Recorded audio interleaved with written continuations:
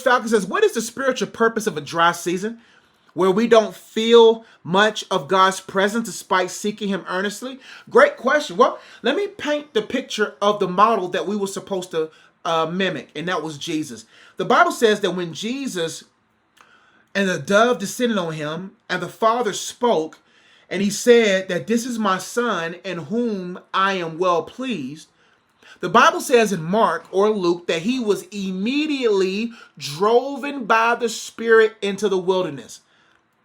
Most of the times we get so confused because we just got qualified by God. We just got distinguished by God in front of people, and we had this moment where we like, okay, I know what business to start. I know what ministry to pursue. I know what my calling is. And then all of a sudden, boom, you're driven into the wilderness. The purpose of the wilderness is to remove the weeds. The purpose of the wilderness is to dry out the dry areas in your life, to dry it out, to get it out of your life. The form of wetness, the form of success, the form of godliness, the form of things that you believe is what's going to help you to succeed.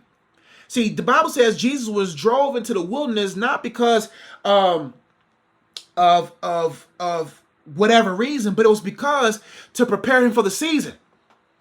The Bible says he was tempted at every point. He went through the wilderness because he had to go. If you don't know how to pass tests with less, then you're not going to be able to pass tests with best. Oh my goodness. If you and I don't know how to pass tests with less, then how are we going to pass a test when the best is there? And so the dry season is to ensure that you know what it's like to be abased. Like, you're not going to be able to handle how to be abound and how to be successful. You don't know how to suffer. See, when you're not content with the bologna and cheese sandwiches, when you're not content with the peanut butter and jelly sandwiches, when you're not content with the Lord with the syrup sandwiches, when you're not content with the Lord with the ramen and the beanies and weenies, when you're not content with God with the split sausage sandwich with the mustard, when you're not content with God in that area, then you're not going to be content with God in the high areas. And then you're going to cause hysteria in not only your life, but in everybody else's life around you.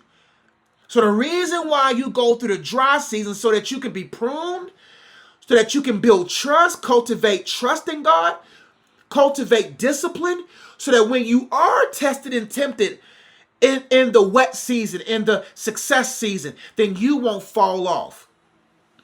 And the reason why you're not feeling God's presence is because you think that you can only feel his presence. Recognizing presence doesn't mean you feel presence. Right now, if my wife was sitting over here, I can recognize her presence, even though she may not be hugging me and I can't feel her presence. We are so emotionalized and so caught up on feeling that we think feeling is all of existence. No, recognizing God's presence is just as important, if not more important, than feeling his presence. You're not going to always feel the goosebumps. You're not going to always feel like shouting. You're not going to always feel like running around the church tearing it up. You're not going to always feel happy. You're not going to always feel like that because pruning don't feel good. When you can feel good in bad seasons, now that's a true marker that you're ready for the next season. When you can still smile, when things are going crazy, great sign. That's what the wilderness wants to produce in you. God puts you in the fire to bring the impurity to the surface so he can wipe it off. So that's the purpose of dry seasons. Thank you so much for watching my video. I pray that it was a blessing to you.